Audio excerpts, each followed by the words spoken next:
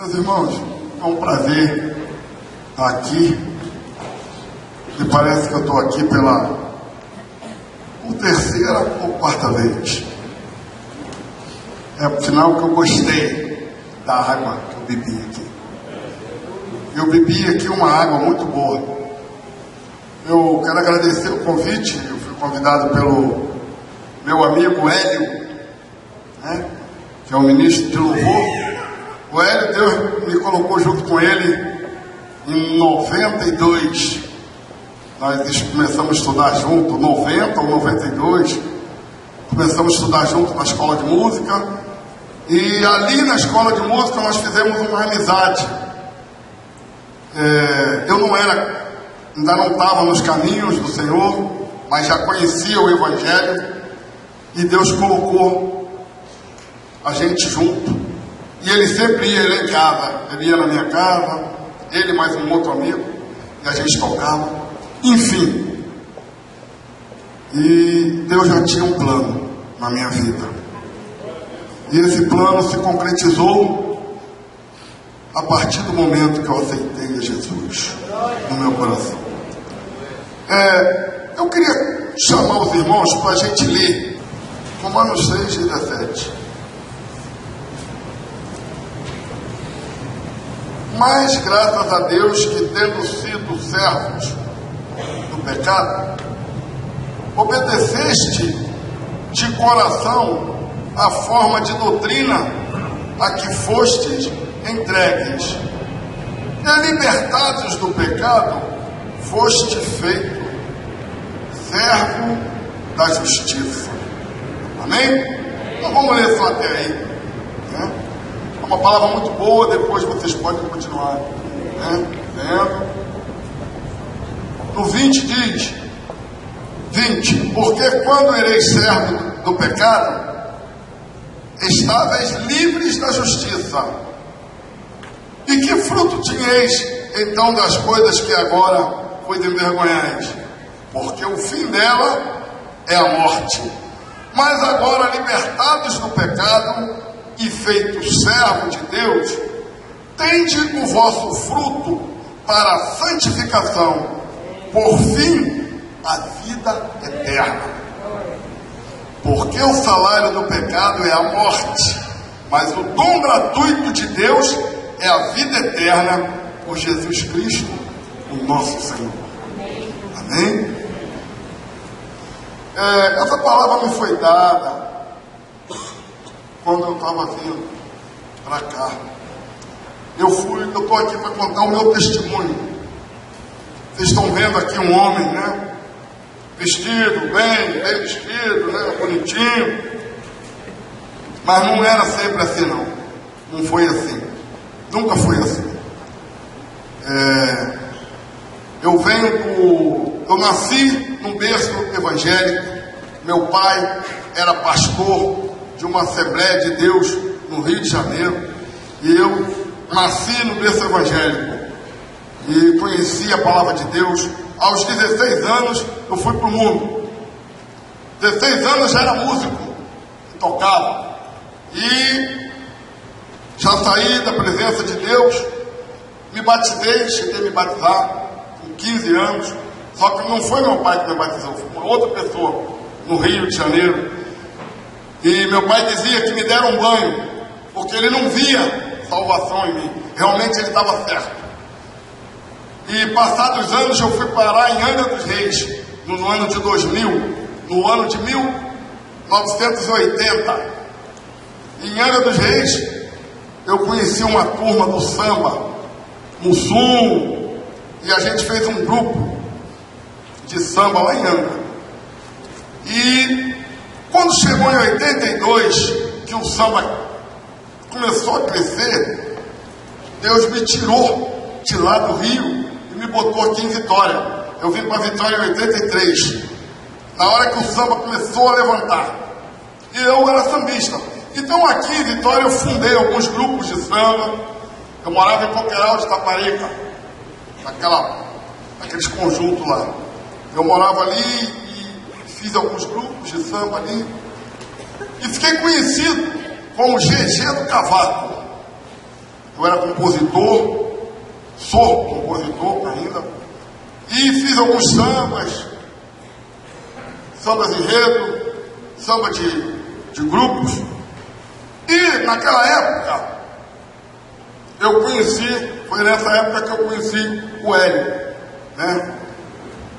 E conheci esse cidadão que está aqui de camisa verde, levanta o braço, nosso irmão Giovanni. E na época ele morava embaixo e eu morava em cima. E a gente bebia todas. O que pintasse na frente, a gente bebia. Se botasse um copo de veneno com uma pedra de gelo dentro, a gente bebia. E a gente, naquele caminho, perdido. E meu pai faleceu, meu pai morreu. Eu estava em Brasília, mas consegui vê-lo. Foi um dos primeiros milagres que aconteceu na minha vida. Foi eu ver meu pai morto. Eu estava em Brasília, eu ia começar a trabalhar, era uma segunda-feira. E me deu na cabeça, eu vou ligar para o Rio, para Vitória. Meu pai não era daqui, mas aqui era a minha base. E eu liguei para aqui e eles disseram: ah, teu pai faleceu. E aí, quando eu cheguei, eu peguei um avião em Brasília, ainda cheguei lá e ainda vi meu pai. Era uma das promessas que eu tinha feito com Deus. Olha, quando meu pai morrer, esteja eu onde eu estiver, mas eu quero ver meu pai. Porque no fundo, eu guardava um grande respeito, uma grande admiração pela pessoa do meu pai. Só que tinha uma promessa na minha vida que eu não me lembrava, que Satanás, ele veio para roubar, matar e destruir, né? Mas não é dessa forma aqui. Deus tem me revelado, a forma ele veio para roubar, destruir e o final ele mata. Primeiro ele rouba os teus sonhos, os teus pensamentos. E foi isso que Satanás fez comigo. Ele roubou aquilo que eu tinha, a lembrança. Eu não lembrava mais que eu tinha uma promessa de salvação. Porque quando eu era jovem, garoto, sempre quando eu entrava na igreja, meu pai falava: olha, esse menino aí vai ser um pregador do evangelho. E os obreiros, depois que eu fui crescendo, ele falava, os obreiros faziam assim, ó: esse aí, ó, Gisiel, vai ser um pregador do evangelho. Por aí vocês já tiraram como é que eu era, beleza, né? E ninguém acreditava, muito menos eu. Muito menos eu. Quando ele falava aquilo ali, E ele contava uma coisa para mim, que era o seguinte: uma certa vez, lá no campo, em Cachoeira de Macacu, eu estava com você no colo, eu tinha 8 meses, você tinha 8 meses de idade, e eu caminhava com você numa beirada de um campo de futebol, quando vinha um homem embriagado, e aquele homem vinha cambaleando. Quando ele chegou perto de mim, ele parou. E ele parou e disse assim: esse garoto que você está carregando vai ser um grande homem. E meu pai sempre me falava isso. E uma vez eu virei para ele e falei assim: papai, aquele homem estava bêbado. Aí ele falou: você não tem temor de Deus, não, rapaz? E a partir daquele dia eu parei. Sempre quando ele queria me corrigir, ele contava essa história para mim, que ele creu naquilo que aquele homem embriagado falou. Porque ele falava que Deus fala de várias maneiras. Muitas das vezes a gente quer que Deus fale com a gente da maneira que a gente quer ouvir. Mas não, Deus fala com a gente de várias maneiras, né? Várias maneiras é a maneira que Deus fala com a gente. E eu nessa vida vim parar no Espírito Santo. E quando chegou uma época, eu recebi um convite para tocar na Suíça, em 1995. E eu já tinha uma filha aqui. Depois veio meu filho, esse de azul. Esses dois aqui são meus filhos. E eu recebi um convite para tocar na Suíça em 95. Tranquei a faculdade e fui. Eu fazia faculdade de música, eu e Hélio, estava junto lá, violão, né? E lá na Suíça, quando eu cheguei, eu falei com um rapaz assim: eu vou fazer muito barulho nessa cidade. E depois eu não sabia por que eu falei aquilo. Aquilo saiu da minha boca. E ele ficou olhando para mim e eu também olhando para ele. Eu falei, por que eu falei isso? E passados os tempos, eu abri o pagode do GG. Meu nome era GG do Cavalo. E lá na Suíça eu montei o pagode do GG. E o pagode do GG começou em 98. E foi crescendo.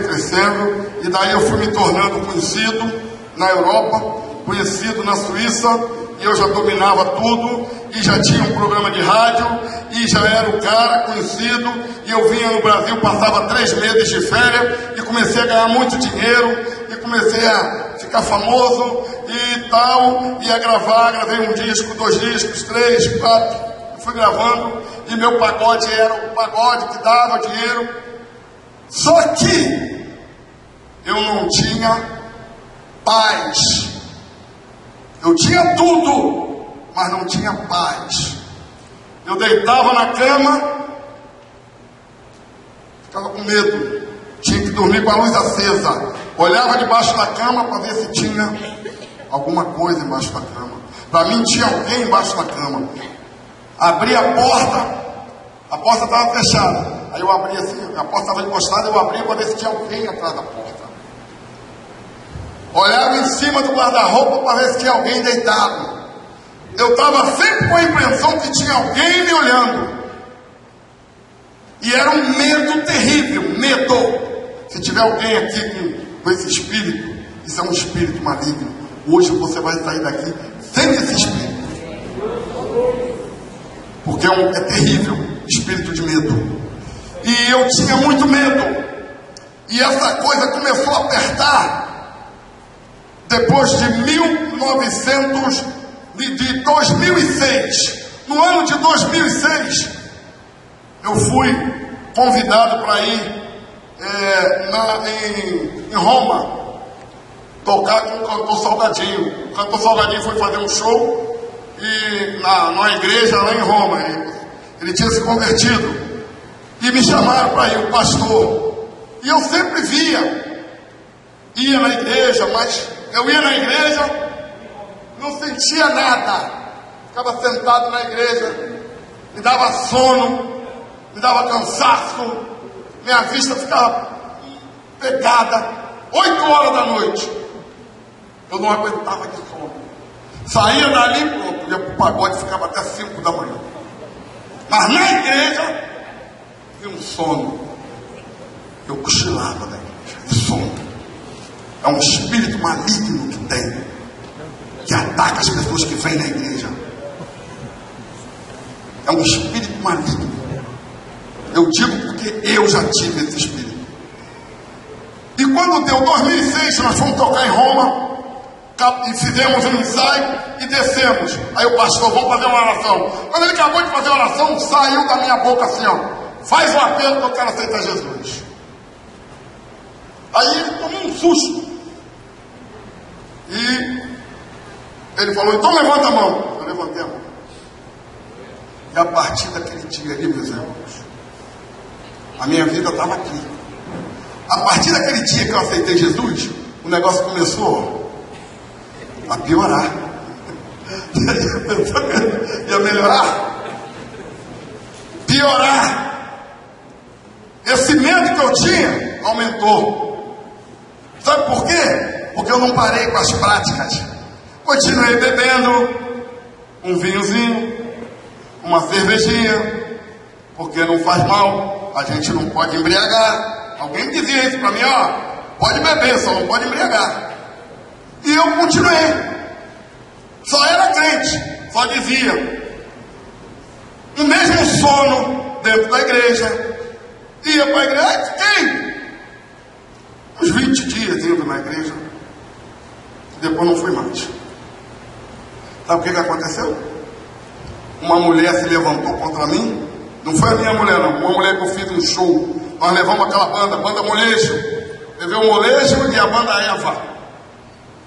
E aí a mulher saiu do show antes de terminar, foi embora. Eu tive que pagar a banda e depois ela me denunciou. E eu tinha um programa de rádio e ela fez um outro show. E na rádio eu falei, o show tá caro. Ela ia levar o araqueto. Falei, o show tá caro. 70 francos para assistir o Araqueto, nós pagamos 70 para assistir o Michael Jackson. Aí ela fez uma denúncia, arrumou 2 testemunhas, e no dia do show do Araqueto, era uma sexta-feira, eu estava em casa, a polícia foi lá em casa e me prendeu, dizendo: você está preso por desvio de verba. Aí mas o que aqui? Vamos lá explicar, vamos embora. Bota a blusa, que está frio lá fora. Eu botei a blusa. E aí eles me disseram: não, você está sendo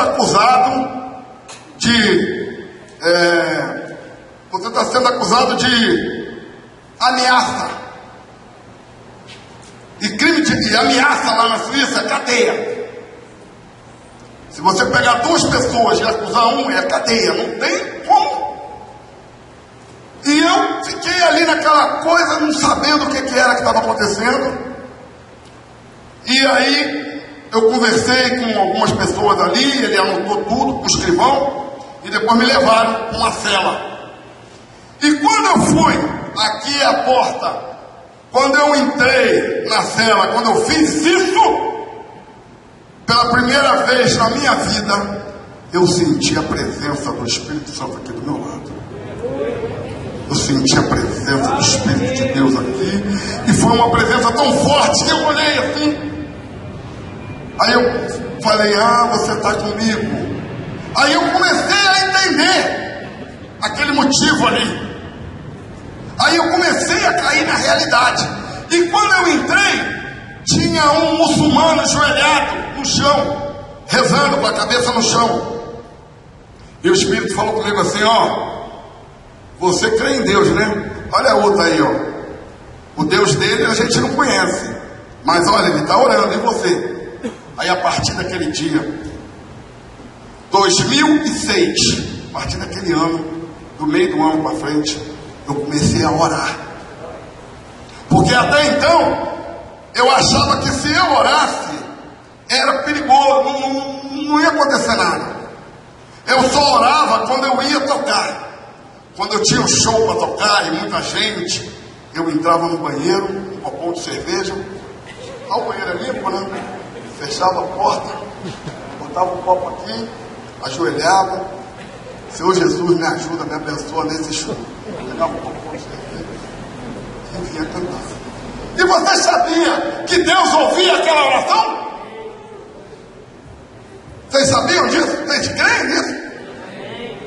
Deus ouvia aquela oração. E eu não entendia por que Deus atendia, ouvia, mas eu fazia. Toda vez que eu ia ter show grande, eu fazia shows grandes, eu ajoelhava, pedia a Deus, entrava dentro do banheiro, me trancava e orava de joelho. E a partir daquela prisão, quando foi no próximo domingo que eu cheguei, mais ou menos esse número de pessoas aqui que está aqui na igreja hoje, quando eu cheguei com o instrumento para tocar, eu senti que não era mais aquela pessoa. Eu não tinha mais aquela vontade de tocar. E eu saiu de mim assim: nunca mais eu vou tocar para esse pessoal. Aí eu terminamos a música daquela noite. Eu cheguei em casa e falei pro pessoal: amanhã tem uma reunião. Eles vieram lá na minha casa, eu falei: acabou o grupo, acabou a banda. Mas por que você está fazendo isso? Acabou, eu não quero mais tocar. Aí, a partir dali, veio uma outra banda, eu botei uma outra banda no meu lugar, e eu não tocava mais, e eu era apenas empresário. E fundei uma revista, e a revista começou a dar certo, e eu não queria mais tocar. E aí me veio uma coisa chamada depressão. Alguém já teve depressão aqui? Só ele? Tem pouco, hein? Tem pouco. Se tiver alguém com espírito de depressão aqui hoje, vai sair daqui sem esse espírito. Eu tive a depressão. A partir do momento que eu parei de tocar, a depressão entrou. A minha depressão eu curava com cachaça. Tinha que beber para melhorar. Aí eu vinha para o Brasil, ficava 3 meses aqui no Brasil, ficava novembro, dezembro, janeiro e fevereiro. Depois do carnaval eu ia embora, voltava. Aí quando chegava lá, ficava 1 mês de depressão, depois ia melhorando, né? E depois, quando chegava no finalzinho do ano, me dava depressão de novo. E assim eu ia levando. Muito medo. Até que, quando chegou no finalzinho, e eu orando para Deus me salvar. Eu orava todos os dias para Deus me salvar. A minha oração era assim: Jesus, me salva, me tira do meio desse povo. Eu não quero mais isso para a minha vida. Me bota no meio de um povo santo, me coloca no meio de um povo puro. Sabe o que acontecia? Nada. Sabe quantos anos eu orei? 4 anos. 4 para 5 anos. Comecei a orar de 2006, no dia daquela cadeia ali, eu comecei a orar pedindo isso para salvação. Porque eu era terrível, era pior. E um dia, 2010, eu fui num bar receber um dinheiro de uma revista, que eu já não tocava mais, e a mulher falou: GG, senta aqui nessa cadeira que meu marido já vai chegar para te pagar. E tinha uma mulher com uma taça de cerveja, bebendo, era meio-dia mais ou menos, 1 hora. E ela olhou para minha cara e falou assim: GG do cavalo. Aí ficou me olhando. Aí eu fui lá, a mulher: senta aí na cadeira. Quando eu sentei, ela veio e sentou na minha frente, botou o copo assim: quer beber? Eu falei: não, não quero não. Aí ela falou assim: GG, daqui a uns dias vai estar eu e você com o copo na mão, eu e você pregando o evangelho. Vocês entenderam direitinho? Uma mulher bêbada, com um copo de cerveja na mão. GG, eu não conhecia a mulher. GG, daqui uns dias vai estar eu e você pregando o evangelho. Já, já. Aí eu fiquei assim olhando para a mulher. Se fosse um crente fraco, eu já tinha falado: tá amarrado. Mas não amarrei não. Fiquei olhando. Gente, essa mulher falou isso para mim. Não demorou 2 meses. Eu tive um sonho. Tive um sonho que eu estava dentro de um avião. E apagaram todas as luzes do avião. E o avião fez isso, ó. Virou de cabeça para baixo. Aí eu acordei todo suado. Eu tinha pressão alta. Coração a 1000 por hora. Quase morrendo. Acordei assim. E fiquei quieto, não falei nada com a minha mulher. Chegou lá na rua, eu falei com os amigos: ó, tive um sonho que o avião estava caindo e eu tinha comprado uma passagem para vir para o Brasil. Era final de ano. Aí eu não ia. Deus que me livre, eu não ia. É ruim não ir. Aí eu dando uma de macho, eu falei: mas eu vou, porque eu sou macho. Quem morrer nada. E isso eu falava para eles, né? Ó, o avião passando. Aí eu com medo, cheguei em casa. Aí passou 1 semana, 2. Estava eu e minha mulher assistindo televisão, o jornal. Eu tenho a TV Globo Internacional. Aí minha mulher olha para mim e fala assim: amor, você já reparou que esse ano não caiu nenhum avião?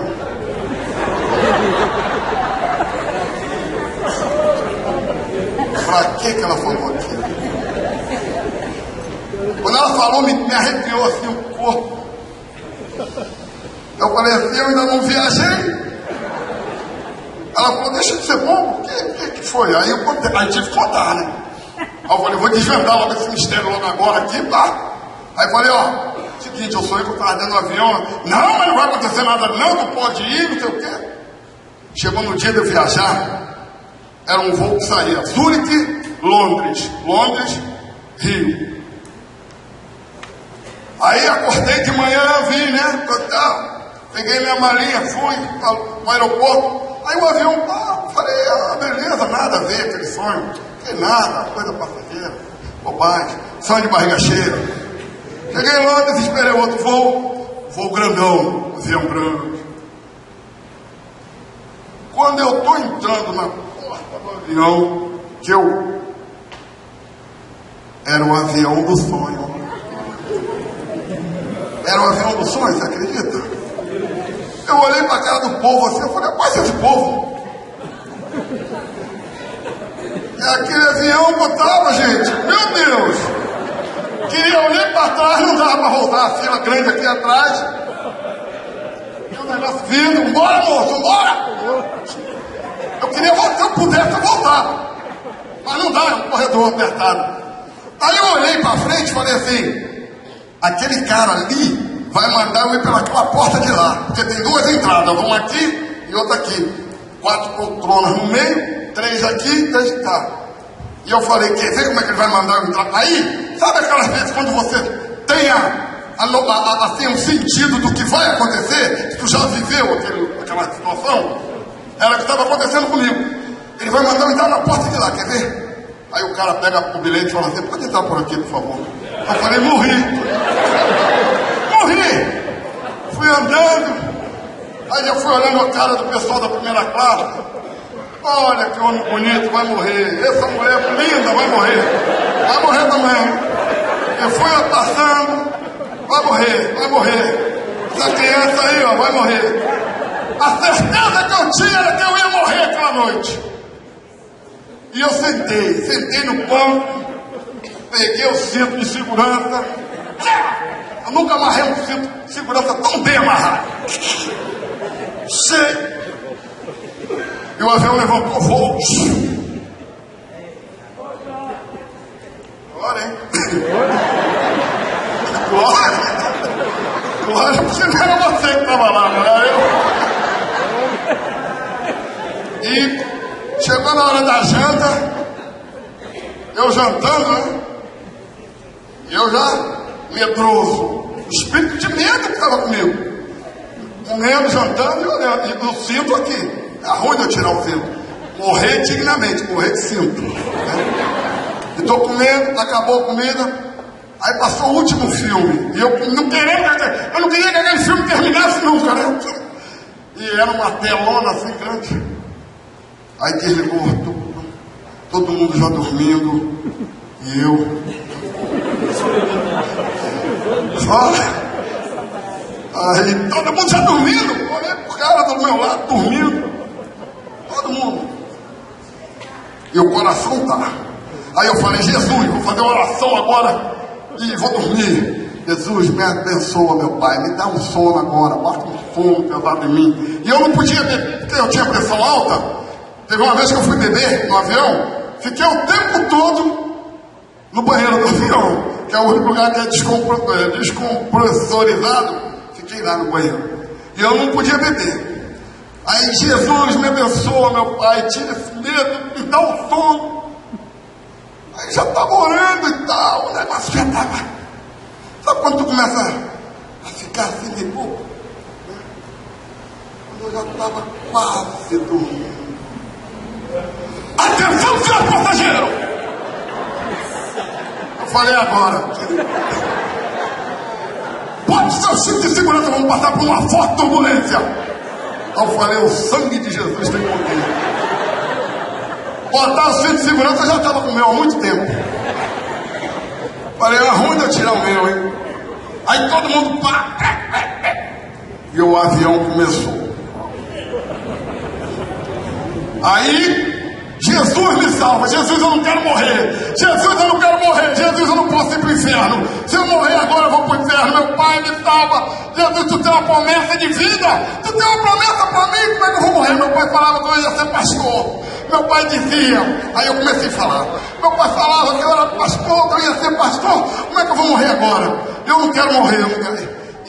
Senhor, se tu me salvar dessa, eu vou ser um pastor, vou ser um pregador da tua palavra, vou ser um homem fiel, vou parar de beber, vou parar de me prostituir. E nisso, Jesus devia estar assim, ó. Continua. Devia estar, ó. Bora, continua. E eu vou parar de beber, eu não vou tocar mais, eu não vou me prostituir mais, eu não vou... E o negócio está balançando e tá, eu não quero morrer. E eu tinha certeza, sabia que ia morrer. A certeza que eu tinha que eu ia morrer. E eu prometi tudo que eu podia. Eu fiz igual aquele camarada. O cara estava com uma limusine. Limusine é aqueles carros grandão, né? Estava numa limusine e ele precisava estacionar. Precisava de uma vaga. A limusine grandona. Aí ele era crente, né? Crente meia batata.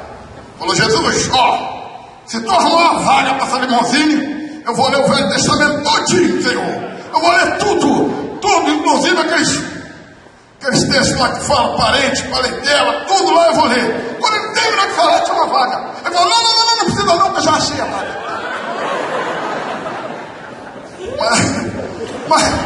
Mas para mim não dava para fazer isso. E aí aquele avião balançou. E depois ele acalmou.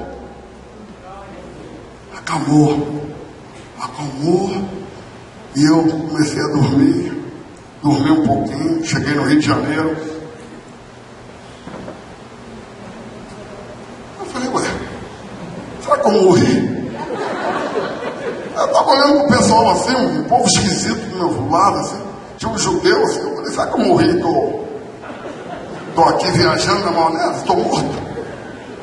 Mas eu estava leve, sabe? E eu tinha um contrato para tocar na Barra do Jucu, naquele ano.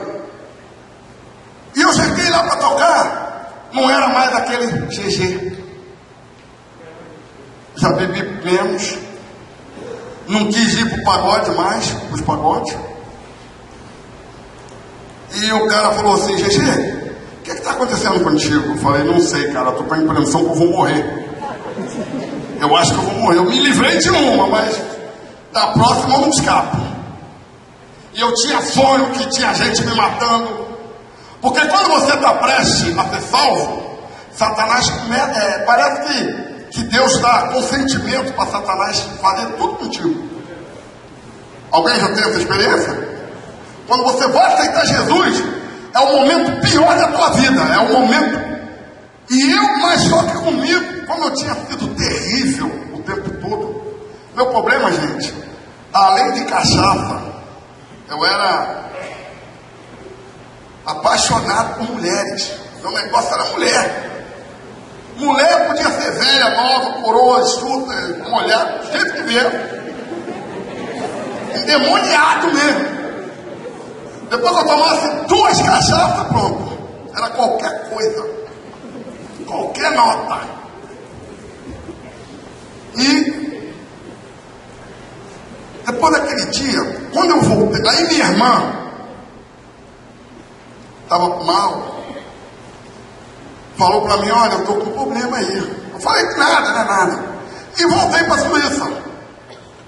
Quando eu cheguei na Suíça, minha filha falou assim: pai, eu levei a tua foto numa irmã que faz oração. Sabe o que a minha irmã falou? A irmã pegou tua foto na mão e falou assim: esse aqui não precisa de oração não. Isso aqui é um profeta de Deus. E eu falei para ela: não, esse aí é meu pai. Ela: não, mas esse aqui que eu estou vendo é um profeta. Ela falou: não, esse é meu pai, cachaceiro, mulherengo. Não, esse aqui não, esse aqui é um profeta. Ela falou: será que essa irmã está viajando? Essa irmã é falso profeta, então. Aí falou com a avó dela: vovó, levei a foto de papai lá, e a irmã Mariazinha falou que ele é um profeta. Aí a avó falou assim: minha filha, mas o pai dele falava que quando ele não ia ver, mas nós iríamos ver Gesiel pregar o evangelho. Quando ela falou isso, aí eu lembrei das promessas. Aí eu falei: ué, e eu tinha pedido a Deus um dia antes: Deus, fala comigo. Tu falou com uma mula, fala comigo. Aí eu fiquei assim, eu falei: será que Jesus quer me salvar? Aí continuei orando. Aí minha irmã morreu. Quando a minha irmã morreu, era a última pessoa que orava por mim. Minha mãe morreu, meu pai morreu, ficou minha irmã orando. E quando tiver alguém orando por você, já tá beleza, né? Depois, quando a minha irmã morreu, eu caí. Caí na cama, depressão. Só comia e dormia. E o telefone eu virava ele de cabeça para baixo para não ver ele acendendo. E fiquei naquele estado ali uns 20 dias. Muito medo e não queria ouvir ninguém falar perto de mim. Chorava muito, acordava de manhã chorando, com o peito amargurado. E até um dia eu lembro que eu falei assim, não sei para que eu estou vivo. E eu já estava perto de cometer um suicídio. Aquilo era um espírito maligno que estava tentando. Mas eu tinha uma promessa de Deus. Eu tinha uma promessa de Deus na minha vida. E até que um dia o telefone tocou e eu atendi. Era um menino, filho do pastor. GG, papai quer que você venha tocar no meu casamento. Você vem me dar esse presente? Eu vou casar, tu vem tocar. Eu falei, eu vou. Ó, domingo, vem aqui para você ensaiar a bateria. Eu vou. E quando eu fui no domingo, mortinho, né? Cheio de depressão. Cheguei lá, o pessoal da igreja, ô GG. Aí eu já fiquei meio espertinho. Quando terminou o culto, eu me senti bem. Uma igreja assim grande. Aí eu falei, ó, terça-feira eu vou com vocês no evangelismo. Aí quando eu estava dentro do carro, estava o presbítero, o diácono e a mulher dele na frente e eu atrás. Aí eu falei assim, é porque eu tô com depressão. A mulher dele na hora fez assim, ó, toda depressão em nome de Jesus, fora! E naquele momento eu fui liberto da depressão.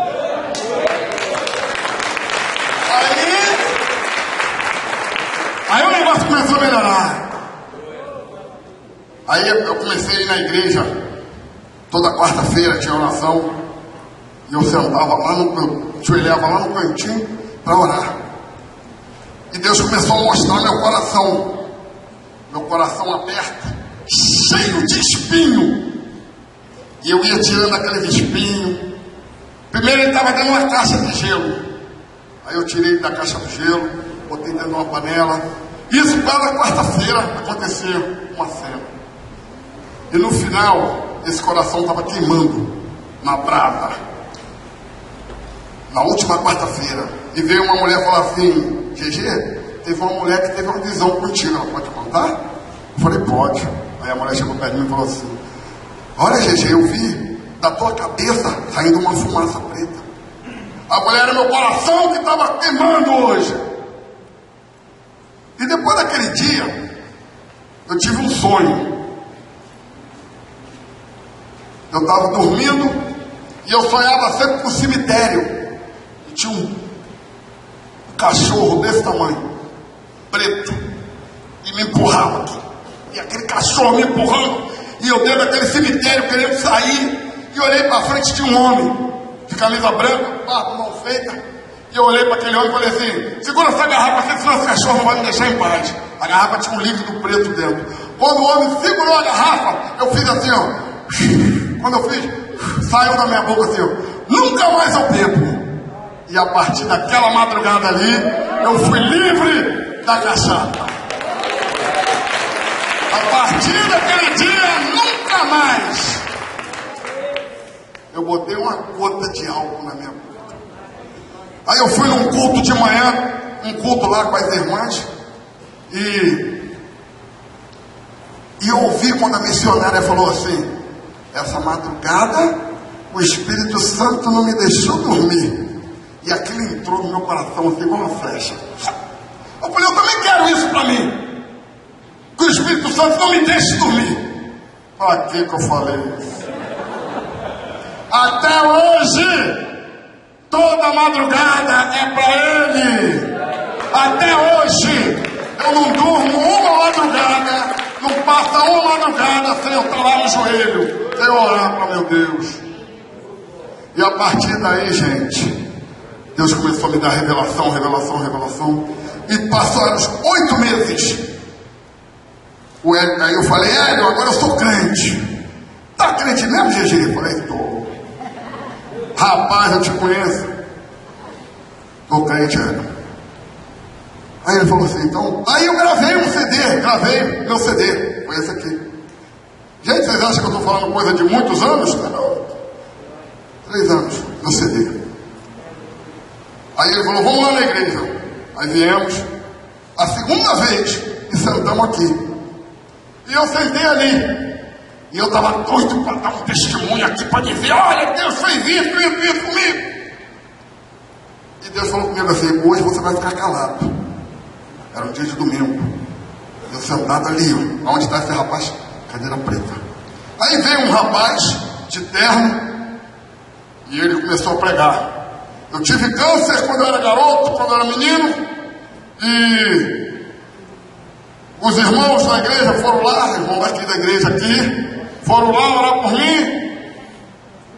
Quem estava aqui nesse dia? Que eu cantei aqui nesse dia, fiz o louvor. E eu sentado ali, e ele, muito bem, terno, gravata, um menino bonito, novo, e teve um outro pastor antes dele, e eu estou olhando aquilo. Aí começou a passar aqui nessa tela a foto dele, e passando as fotos, e ele, olha o garoto assim, tal. De repente, mostra ele, cheio de tubo, cheio de agulha, careca, magrinho. Quando eu vi aquilo, eu falei... Naquela hora o Espírito Santo veio aqui no meu ouvido e falou assim, ó, vou te levantar para isso aí. Aqui sentado nessa cadeira. A unção de Deus veio aqui, ó. Aqui. Vou te levantar para isso aí. Eu falei na hora, eu falei assim, não! E comecei a chorar, porque me veio uma dúvida, como é que eu vou falar isso para alguém que está morrendo, que a pessoa vai viver? Como é que eu vou chegar, vou orar, vim orar para você? Me leva lá para orar para um canceroso. Fala que você tem câncer aí, para tu ver. Fala assim, pastor, tem câncer, ora por mim. Você vai ver um leão na tua frente. A unção que eu recebi aqui, ó, ali, ó. E essa unção de cura que eu recebi aqui, está aqui, continua aqui. Continua. E a partir desse dia, meus irmãos, eu comecei a orar pelos doentes. E eu peguei um menino lá no Rio de Janeiro, de 16 anos. Estava comendo jabuticaba. Porque nós estamos tristes aqui, porque o menino está com câncer, está no hospital já morrendo. Eu falei, está com o quê? Câncer. Vamos lá agora. Não, mas está domingo. Então me dá o nome dele. Peguei o nome dele, botei ele na Bíblia, escrevi, fui pro joelho na madrugada. Quando chegou no domingo, fomos lá. Eu entrei, o menino estava deitado, um monte de gente, eu não conhecia ninguém. Eu falei, meu filho, eu vim aqui orar por você. Você crê que Jesus pode te salvar? Ele deu, olhou para mim e falou, creio. Falei, então tu está curado em nome de Jesus. E oramos em nome de Jesus. Porque quem cura é Jesus, não sou eu não. Eu apenas sou um instrumento que vou lá. Eu apenas aceitei o chamado. E não foi nem eu aceitei não, porque na hora que ele falou, eu falei, não quero. Para mostrar para mim que não é só eu, é ele. Aquilo ali foi para mostrar para mim, ó, não é você que tem que querer ou que não vai querer não. Não é você que vai ter cura, sou eu. Fui lá orando pelo menino. No domingo, na quinta-feira, eu recebi o telefonema. Pastor, aquele menino que o senhor orou lá, está curado. Ai, glória a Deus! É a melhor palavra que a gente pode ouvir. Quem ora por doente, a melhor coisa que pode ouvir é: olha, aquela oração que o senhor fez para mim, eu fiquei curado. É a melhor palavra, não existe. E hoje eu quero dizer para vocês aqui: Jesus me deu esse dom de cura aqui dentro. Aqui dentro. Olha que eu moro lá fora, e podia ter me dado lá na Suíça, em várias igrejas. Na sexta-feira eu tive na vigília lá em Santa Teresa, mas ele escolheu aqui. Então quer dizer, existe um uma unção poderosa neste lugar. Esse lugar aqui, ó, em nome de Jesus, existe uma unção poderosa que você que vem aqui, você não faz ideia. Você não tem noção da unção que existe nesse lugar aqui. Você não faz noção, você não tem noção. Você não tem noção do que tem, o que Deus tem preparado aqui nessa igreja. Às vezes você chega aqui e fala: ah, pastor, ora por mim, ó, presbítero, né? Você não faz noção, porque a unção que eu recebi aqui, tem muita gente sendo curada, muita gente sendo curada, porque Jesus fala assim, ó: ide pregar o evangelho a toda criatura, quem crê e for batizado será salvo, quem não crê já está condenado. E esses sinais seguirão os que crerem. Em meu nome expulsarão os demônios, falarão nova língua, pegarão na serpente, se beber alguma coisa mortífera, foi o Hélio que me deu, hein? Se eu beber aqui, não vou morrer mesmo. Por isso que eu bebi, sem medo. Não lhe fará dano algum. E o quinto é: imporão a mão sobre os enfermos e os curarão. Ele não diz assim: imporão a mão sobre os enfermos, eu que sou Deus curo, não. Imporão a mão sobre os enfermos e os curarão, porque a unção eu te dou. Então eu quero dizer para você, eu creio que aqui todos vocês, sem exceção, que é membro dessa igreja, tem essa unção de cura. Se você tem um vizinho, tem um parente dentro da tua casa doente, você pode, na autoridade do sangue de Jesus, impor a mão e falar: sai em nome de Jesus, e essa pessoa vai ficar curada, porque a unção eu recebi aqui. Amém? Esse é meu testemunho, meus irmãos.